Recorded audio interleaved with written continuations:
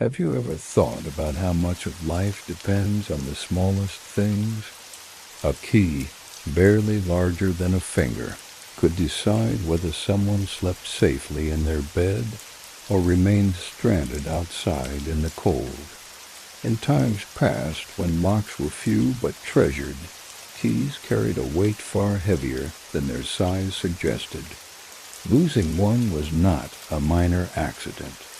It could trap you, delay you, even alter the course of your day entirely.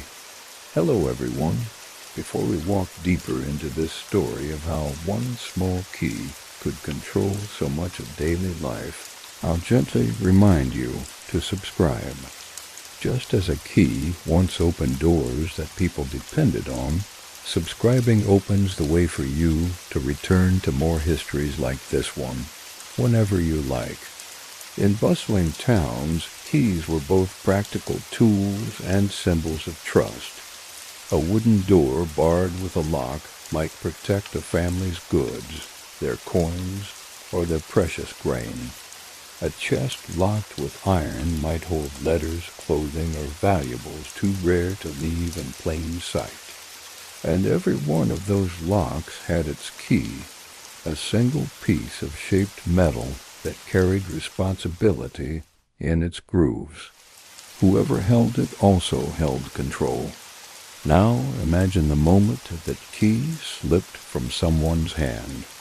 It might fall into dust on the road, vanish between floorboards, or slip unnoticed into a pocket it did not belong in. Panic followed quickly, for without it, what had been certain became uncertain.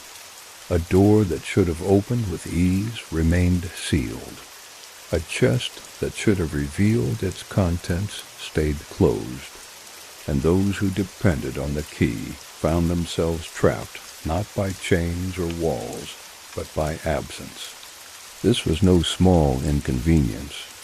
In a time when spares were rare, often non-existent, a lost key could not be replaced in an afternoon. Crafting one required the skill of a locksmith, who worked slowly with files and hammers, shaping each groove by hand. Until then, the locked door or chest remained inaccessible, its contents hidden away as though they belonged to someone else entirely. People often found themselves waiting hours or days before they could reclaim what was theirs.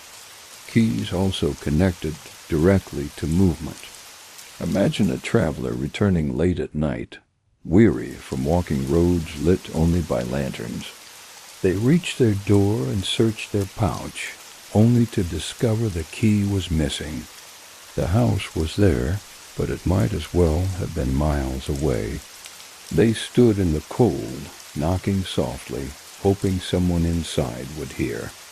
And if no one did, they waited outside until morning. The key, lost hours earlier, now controlled their comfort more powerfully than any wall or gate. The fear of misplacing one made people careful, yet accidents still happened.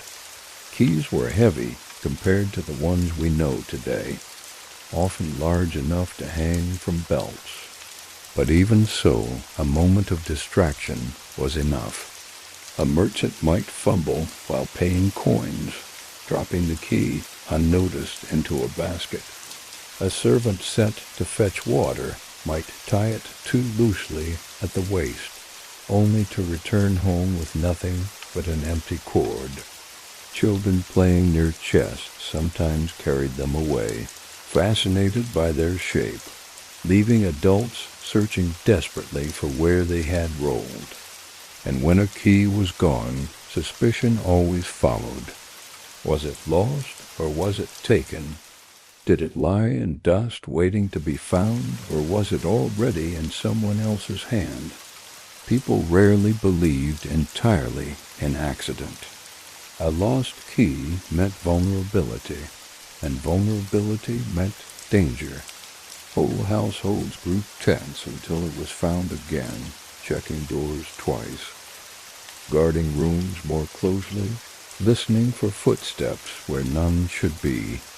This constant awareness shows just how powerful something so small could be. The iron was cold, the grooves simple, the weight barely noticeable in the hand. Yet the life built around it was fragile enough to shatter if it slipped away. A lost loaf of bread might sting, a misplaced tool might delay, but a missing key meant confinement, suspicion, and helpless waiting. Keys, in this way, were more than objects. They were guardians of routine. They decided whether morning began smoothly or with panic, whether night ended in warmth or in worry. They could slow a traveler, halt a merchant, or trap a worker from completing their tasks. They could even turn a quiet street into a place of frustration as someone searched the ground inch by inch, hoping for the glint of metal among stones. That was the reality. A single key could make or unmake a day. And so, people carried them close, checked them often, and feared their loss more than many greater troubles. For in their absence, freedom was withheld, and a person could be trapped not by force, but by something smaller than a hand. When we think of keys, we naturally think of locks, for one has no meaning without the other. But in the past, locks were not the precise, polished devices we imagine today. They were heavy, uneven, and stubborn, made by hand with tools that shaped more by feel than by calculation. Each lock had its own character, its own quirks, its own secret ways of working. And so when a key was lost, the lock became an enemy, solid, unyielding, and indifferent to the urgency of the one standing before it. Imagine a merchant's chest, iron-banded and scarred from travel. Inside were ledgers, coins, perhaps a few goods too precious to leave unattended. The chest's lock was wide and crude, its mechanism relying on simple wards, barriers inside that only the right key could push aside. Without that shaped piece of metal, the lock sat silent, its iron teeth holding fast. No amount of pulling or pleading could move it. The merchant, who thought himself its master, was suddenly powerless before his own property. The same was true for doors. Townhouses and storerooms often had locks forged by local smiths. No two were identical, and many were far from perfect. Some stuck on damp mornings, others rattled too loosely in dry weather, and still others required a precise angle to turn. But however fussy they were, they guarded what lay behind. And when the key was gone, the door became an immovable wall. What should have been a simple turn of the wrist turned into hours of waiting, worrying, and wondering what to do next. Breaking a lock was rarely an option. They were made with strength in mind, often backed by thick bolts or iron plates. Forcing one open meant damaging the door or chest it guarded, sometimes beyond repair. The cost of such damage was too great for most to consider, so people chose instead to endure the weight, hoping the key would return. It was a patience forced upon them by iron, one that reminded them daily of how much power a small piece of metal held. Locks, too, carried reputations. Some were known to be forgiving, tolerating clumsy hands or slightly bent keys. Others were infamous for their strictness, demanding exact pressure and perfect alignment before they would yield. Families often spoke of them as though they were personalities. That chest refuses to open in the cold, or the door on. The west side is always temperamental at night. These quirks were endured, even joked about, but they also heightened the fear of loss. For if a lock could resist even its rightful key at times, how much more impossible did it seem without one? Travelers faced the harshest realities. Inns and way stations sometimes provided locks for security, but their keys were often shared or clumsy in design. A traveler who lost one along the road could not expect a replacement easily. They might return to find their belongings sealed away, or worse, left vulnerable if the lock had to be broken in their absence. This uncertainty haunted every mile of their journey, reminding them that safety was never certain when iron was involved. What made locks even more unforgiving was their silence. Unlike a guard who could be reasoned with or a rope that might fray with pressure, a lock gave no response. It did not sympathize. It did not compromise. It simply stood firm, its wards unmoving, its mechanism asleep.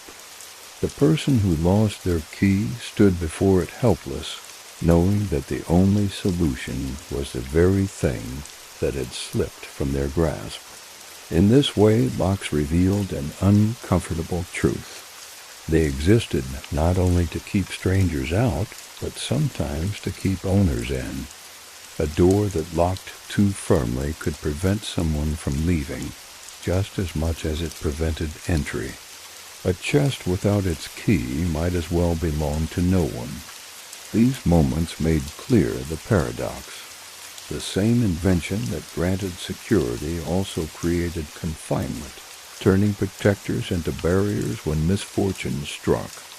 Every household and every shop knew this feeling at some point. A child misplacing a key, a servant dropping one in haste, a traveler losing one on the road. Each story ended the same way, with a lock that would not yield. The strength of iron meant to inspire confidence, instead produced helplessness when the key was gone. And so people lived with a double awareness, grateful for the safety of locks, yet wary of the danger hidden in their stubbornness. The locks did their job too well. They obeyed only their keys, never questions, never needs, never urgency. And in that obedience they showed just how fragile security truly was, dependent not on walls or doors, but on one small object that could so easily slip away. Few moments carried as much sudden weight as the instant someone realized a key was gone. The feeling came quickly, without warning, striking harder than a stumble or a fall. A hand reached for a cord at the waist, a pouch at the belt, a pocket sewn inside a cloak, and found nothing. At first, the mind searched for excuses. Perhaps it had slipped deeper. Perhaps it was caught in a fold. Perhaps it had been left on a table only moments before. But as seconds passed, the excuses faded, and the truth pressed in. The key was missing. What followed was not calm searching, but panic. People retraced their steps again and again, scouring corners already checked. Dust was stirred from floors as hands brushed frantically across them. Stalls were asked, "Have you seen a key?" As though anyone would know one from another. Friends and strangers alike were drawn into the hunt, pulled into the tension of someone else's crisis. The sound of iron scraping against stone could stop a heart. If a passerby heard it and stooped, holding up a key that was not the right one, the owner's relief became despair all over again. And in crowded streets, where keys looked similar in shape and color, the chance of finding the exact one was small. The panic was not only about loss, but about consequence. Every thought raced ahead, the locked chest that could not be opened, the door that could not be entered, the suspicion that might fall if the key was truly gone. Each imagined outcome grew heavier the longer the key remained missing. Hours seemed like days. and minutes stretched unbearably as the search continued without success. Children who lost keys often cried before they spoke, knowing instinctively how much trouble would follow. Servants searched in silence, dreading not only the inconvenience but also the scolding or worse that might await them. Merchants grew pale, already calculating how much a locksmith would charge, how many hours of trade would be lost, how much suspicion customers might cast if they knew goods were trapped behind an unopenable door. The streets themselves seemed to mock the search. Stones that caught glimmers of sunlight offered false hopes of iron. Dust that shifted underfoot seemed ready to swallow metal whole. Keys slipped easily between cracks, rolled into gutters, or fell into straw where they became indistinguishable from the litter. People crouched low, their faces near the ground, ignoring the stares of others as they scraped through filth for the chance of recovery. Even when a key was found, panic left its mark. The relief was sharp, almost dizzying, but it came with promises whispered to oneself, to tie it tighter next time, to check more often, to never let it out of sight again. These promises were kept for a while, then forgotten, until the panic returned once more. For those who never found the key, the panic stretched longer. It became dread, then resignation. They returned to their locked door or chest with empty hands, forced to confront what had been taken from them by misplacement. Some spent the night outside their own homes. Some waited days before a locksmith could be called. Some gave up entirely, breaking the lock and paying the price of repair.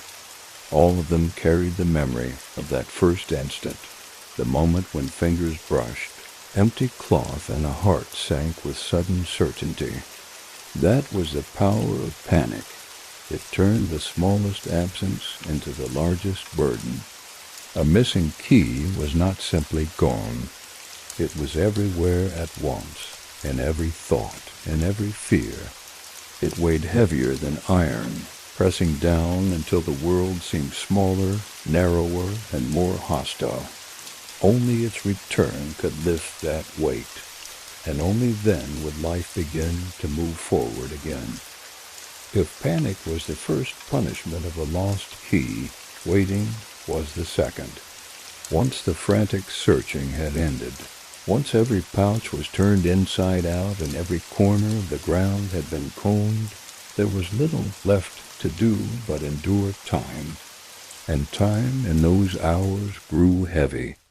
A lost key did not simply vanish, it stole motion, trapping people in the pause between what they needed and what they could no longer reach. A worker locked out of a storeroom might sit on the threshold, listening to the sound of tools inside that they could not use. A merchant stood before a chest, the weight of coins inside useless, without the sliver of metal that gave access.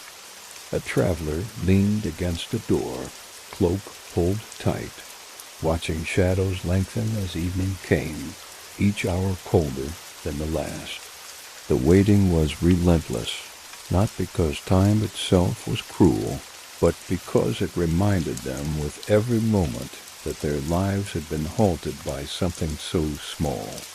People tried to fill the hours with tasks, but little could be done. Conversations turned restless, repeating the same thoughts. Perhaps it fell here. Maybe it will be returned. What if someone else has it now? These questions circled endlessly, each answer uncertain, each silence heavier than the one before. The waiting also invited suspicion. A household missing its key looked inward. Who had it last? Who might have misplaced it? Whispers grew, sometimes louder than reason. Servants eyed one another, family members argued, neighbors wondered aloud whether the loss was truly accidental. Even if the key was later found in the dirt, the words spoken in those hours could not always be unsaid. Locksmiths offered one solution, but they were rarely quick. Their craft took time, and their work was costly. To summon one meant admitting failure, admitting that the key would not return. Some endured the waiting simply to avoid that expense, clinging to hope longer than reason allowed. Others resigned themselves sooner, standing by as files scraped and hammers struck, each blow against iron a reminder of the coin that would be spent before the lock opened again. For many, the waiting was endured outside. Doors barred them from their own homes, and so they sat on steps or benches, watched by strangers who passed by without pausing. There was a particular humiliation in being locked out of one's own space, visible to all yet powerless to cross the threshold. Some laughed to mask it, telling passers-by the story as though it were a comedy. Others sat in silence, their faces heavy with the weight of hours they could not shorten. The waiting was worst at night. Darkness deepened the uncertainty, bringing with it the chill of air and the unease of sounds.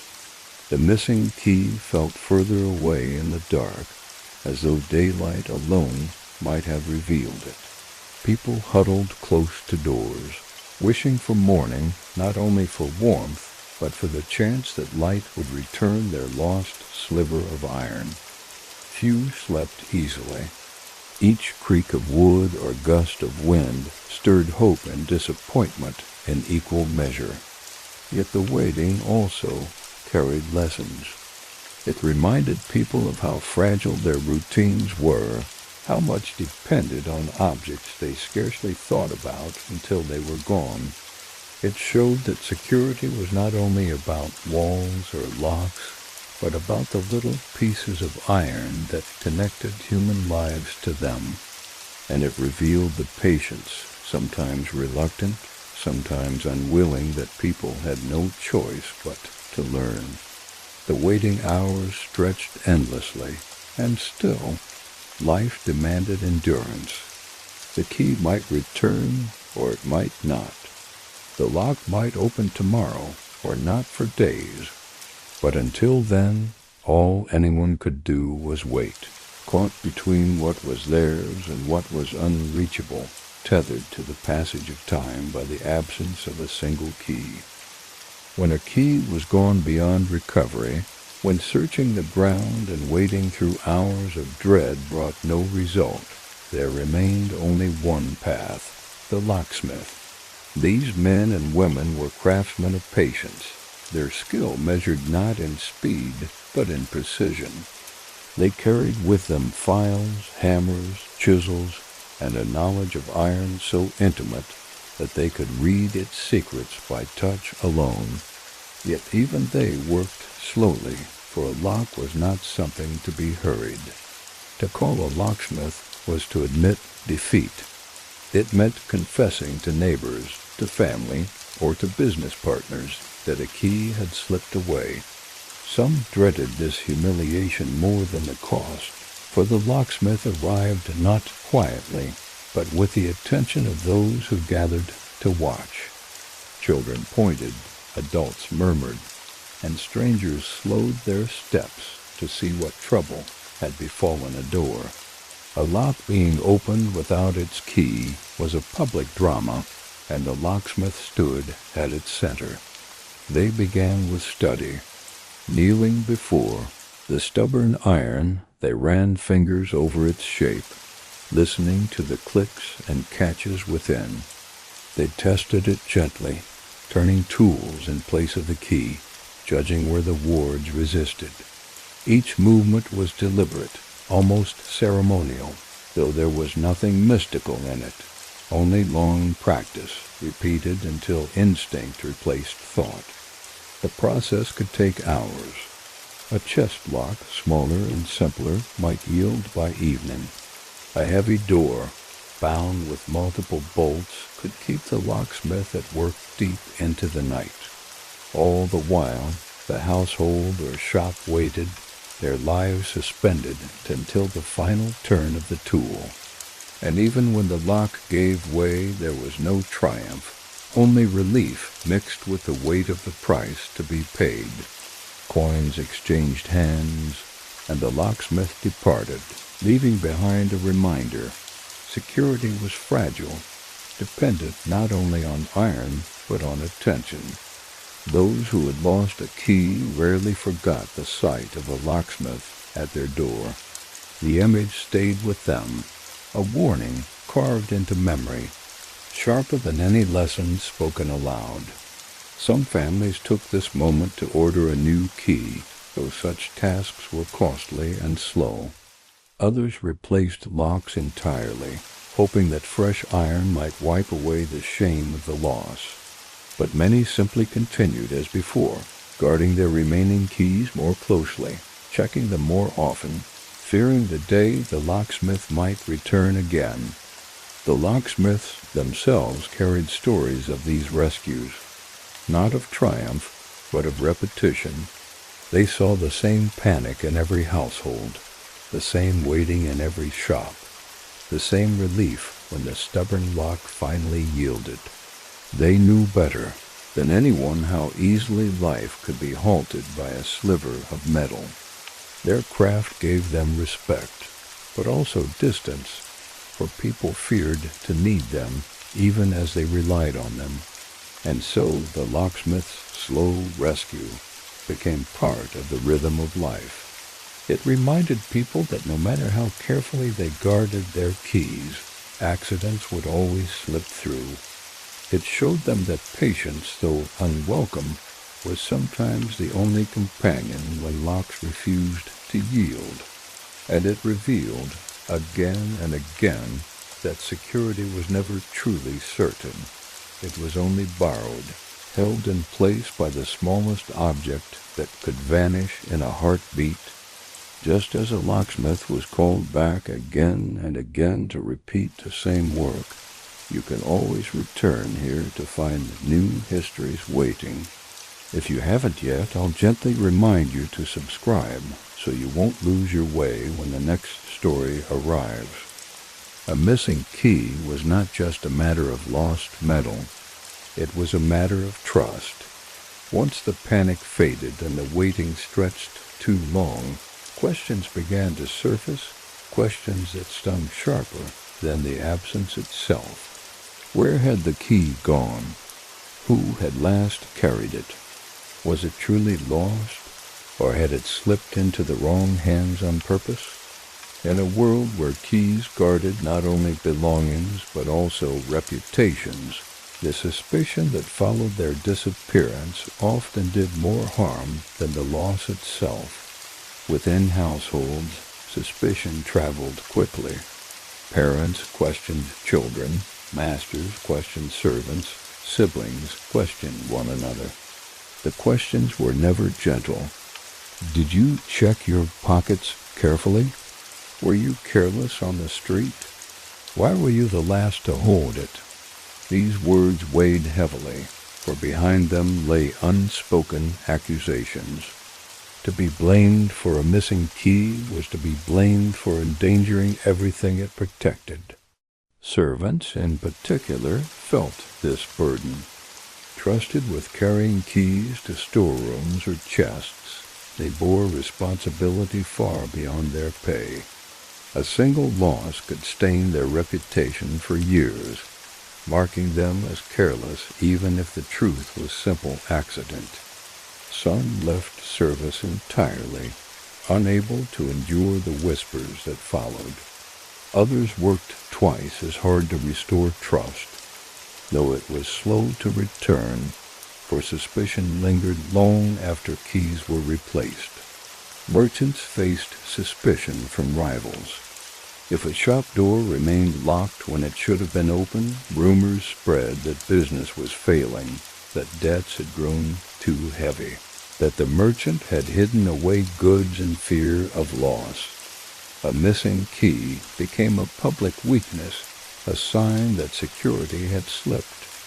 Competitors were quick to notice, and customers whispered as they passed closed shutters. The absence of trade carried more weight than explanation, and suspicion grew stronger with every day the lock remained sealed. Travelers were not spared either. Arriving in a town without access to their belongings, they often faced questioning from innkeepers or fellow guests. Was the key truly lost, or was there another story? Did they intend to leave without paying? Were they hiding something inside the locked chest that no one was allowed to see? Trust was thin on the road, and a lost key made it thinner still. Suspicion even touched friendships. Neighbors asked quietly whether someone might have taken the key. A child who played too close to a dropped pouch. A passerby who lingered too long.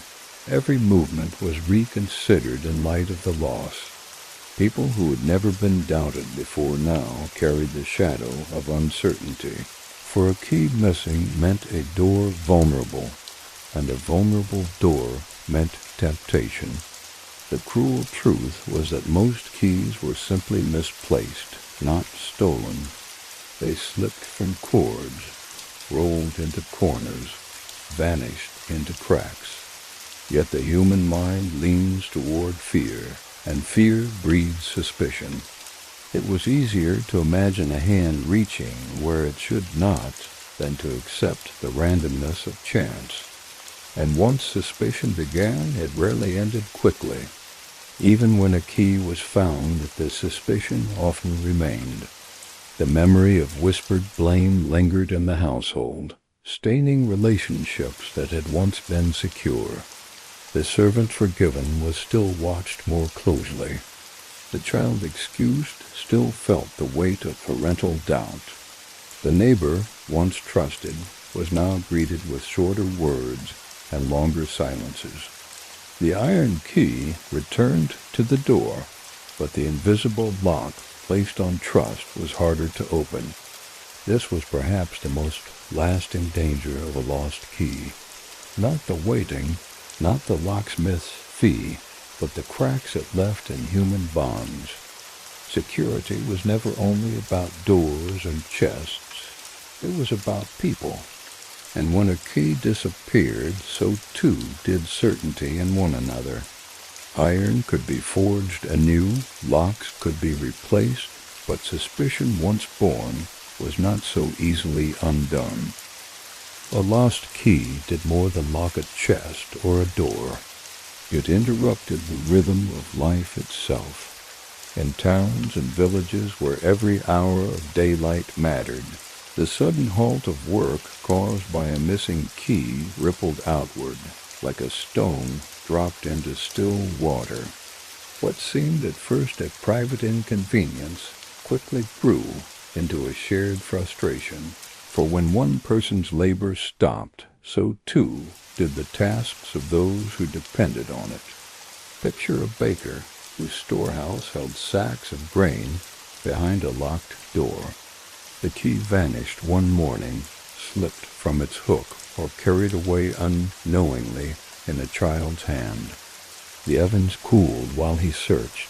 Customers lined up in vain, and apprentices stood idle with flour-dusted hands.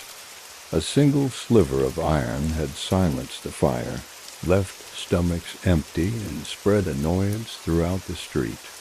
Or imagine a carpenter whose tools lay in a chest, barred by a stubborn lock. Without the key, he could not saw or plane, could not hammer or carve. His projects, already promised to customers, lay unfinished while he scoured the ground for metal. Those waiting for doors, stools, or tables tapped their feet impatiently, muttering that promises meant little when a craftsman was undone by something so small. Merchants, too, suffered delays. A missing key might trap their ledgers inside a box, leaving them unable to calculate debts or record sales. Goods remained unsorted, wagons unloaded, customers turned away. Trade was not forgiving of such interruptions. Competitors seized the chance to lure away impatient buyers, and a reputation built over years could be bruised in a single day. Even households felt the weight of stalled work. Servants could not enter storerooms, so meals were delayed. Children cried for food, fires burned low, errands piled up unfinished. The rhythm of domestic life faltered, each task depending on a door that would not open. The absence of a key turned ordinary chores into immovable barriers. The frustration grew louder the longer the work stopped. Neighbors who had patience in the morning grew restless by evening. Customers muttered that their time was being wasted. Family members raised voices, blaming one another not only for the loss, but for the hours wasted because of it. What had begun as a small misfortune grew into conflict that spread through homes, workshops, and markets. Some tried to improvise. Bakers borrowed grain from friends, carpenters borrowed tools, merchants scribbled records on scraps of memory. But these were poor substitutes, fragile and temporary. They carried their own risks, for borrowed goods had to be repaid, and borrowed trust could fray as easily as rope. Improvisation kept life moving, but never smoothly. Others tried brute force. A frustrated craftsman might attempt to break a lock, prying at it with wedges, or striking it with a hammer. But locks were made strong, and damage to the door or chest often outweighed the gain. More than one workshop carried scars of such attempts: splintered wood, bent hinges, bolts hammered crooked. These marks remained long after the key was replaced. Visible reminders of the day impatience outweighed caution. Yet most endured the pause. They waited for locksmiths, for news, for chance recovery. In that waiting, they discovered just how dependent their work had become on small pieces of iron. The lesson was sharp. Labor could be skilled. Hands could be strong, but all of it might stop cold at the loss of something that fit in the palm. The work that stopped because of lost keys was not measured only in tasks left undone. It was measured in trust weakened, reputations bruised, tempers tested, and patience strained. It showed that daily life was a chain, and every link mattered. When one broke, even the smallest one, the whole chain shuddered. And those who lived through such days never forgot how much of their livelihood hung on the shape of a single key. Keys were not only for homes and workshops. They traveled with people along roads, across bridges, through markets, and into distant towns. A traveler rarely left without one tucked into pouch or pocket, for their safety depended on it. Chests carried with them could not be left open, and doors borrowed at inns often came with iron locks. Yet when a key vanished on the road, it created obstacles more severe than any pothole or broken wheel. Imagine a merchant leading a wagon through crowded lanes. Within the wagon stood a chest, its lock heavy, its contents valuable. The key rested on a cord tied at his waist, but sometime during the bustle it slipped away. He discovered the loss only when he reached the next stop, hours from where it had fallen. Now the chest was sealed against him.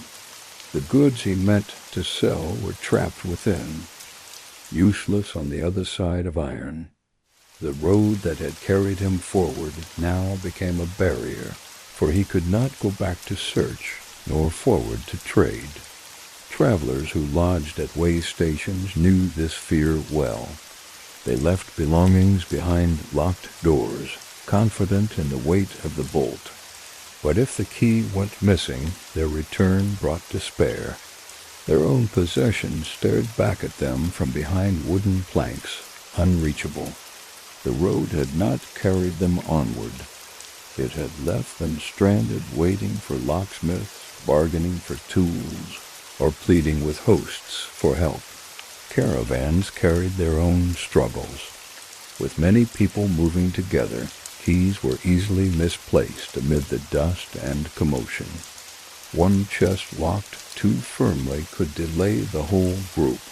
Drivers grew impatient, animals restless, guards uneasy. The rhythm of the road faltered because of a single absent piece of iron. Every mile lost, too. Waiting reminded them that travel was never only about wheels and hooves. It was also about the tiny objects that kept belongings secure. The danger grew worse when suspicion joined the journey. A missing key raised questions. Had it been dropped on the road or taken by someone within the group? Travelers eyed one another warily, trust fraying as quickly as rope. Even when no theft had occurred, the thought was enough to breed tension. Meals grew silent, glances sharper, conversations shorter. The road became heavier not with dust, but with doubt. Worse still were nights spent stranded. When a door to a rented room refused to open, travelers slept in the open air, cloaks pulled tight against the cold. When a chest could not be unlocked, they laid beside it, listening to the distant sounds of hooves or footsteps, fearful that someone might test the latch in the darkness.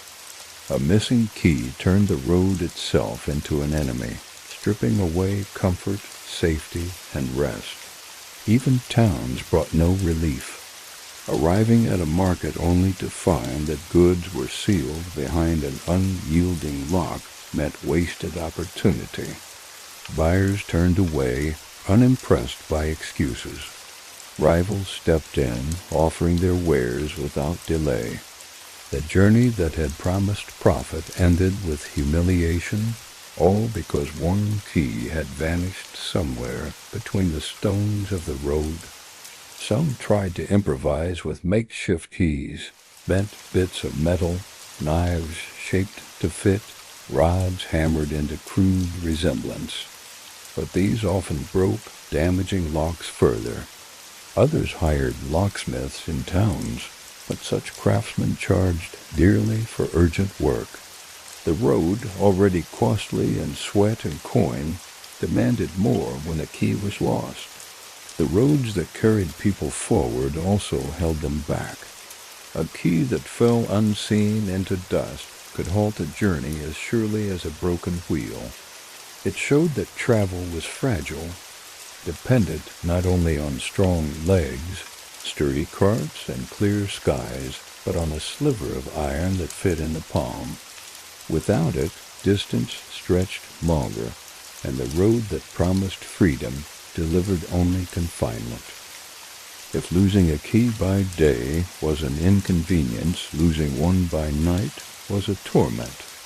Darkness magnified the absence, sharpening every sound, lengthening every shadow, reminding the unfortunate that safety lay locked away just beyond reach. By day there was hope of locksmiths, of neighbors, of chance discovery in the dust. By night there was only waiting, and the waiting seemed endless.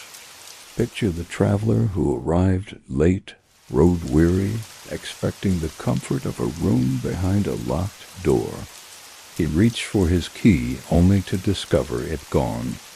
The inn's shutters were closed, the market long empty, and no smith would be summoned until morning.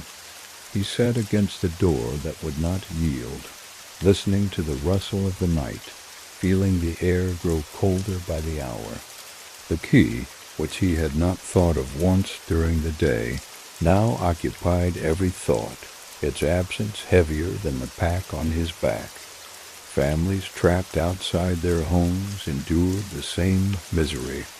They huddled together on steps, cloaks wrapped tight, while lanterns guttered low.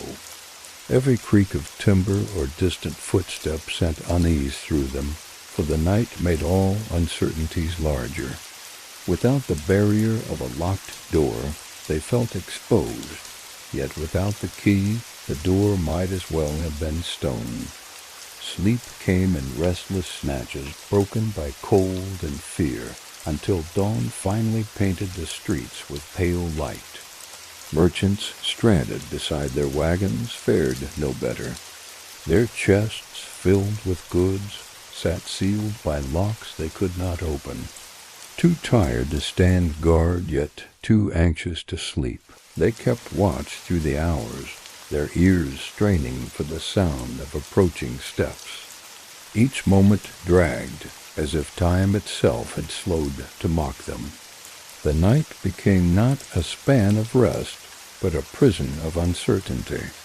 The cruelest part of losing a key at night was that searching was nearly useless. Lanterns cast weak circles of light, torches flickered in the wind, and shadows swallowed all that lay beyond. Keys, already small and easy to overlook, vanished completely in darkness. Searching meant crouching low, running hands through dust and straw, eyes straining in vain. The frustration grew until despair settled in, and most gave up, choosing instead to wait for daylight. And yet even waiting was restless. People shifted endlessly, rising to pace, sitting again, rising once more. The night seemed to stretch far longer than it did when one lay in a warm bed.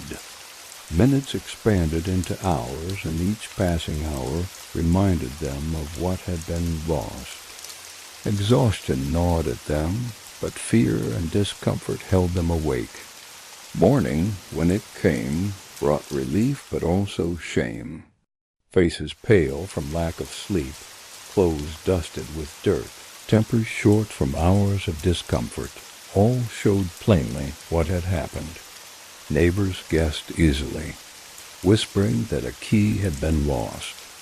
The night left its mark not only on the body but on the reputation, for few things seemed more humiliating than being kept from one's own home or goods by a door that would not open. These long nights became lessons remembered for years. People tied their keys tighter, checked their cords more often, and warned children never to play with them. The fear of another night like that pressed heavily, shaping habits more powerfully than any lecture could. A single night stretched too long could change the way a person lived forever. And as you listen to these echoes of the past, where the smallest absence created the longest hours, I'll gently remind you to subscribe.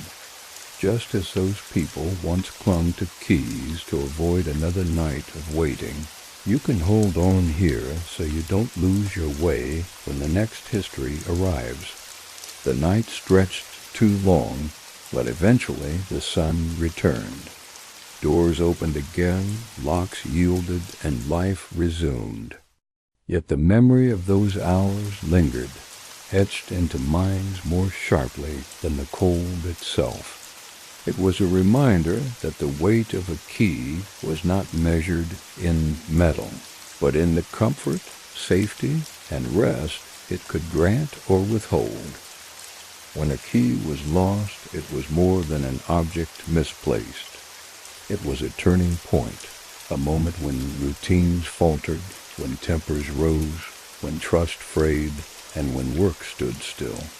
Those who lived through it remembered not only the inconvenience, but also the lessons it carved into their daily lives.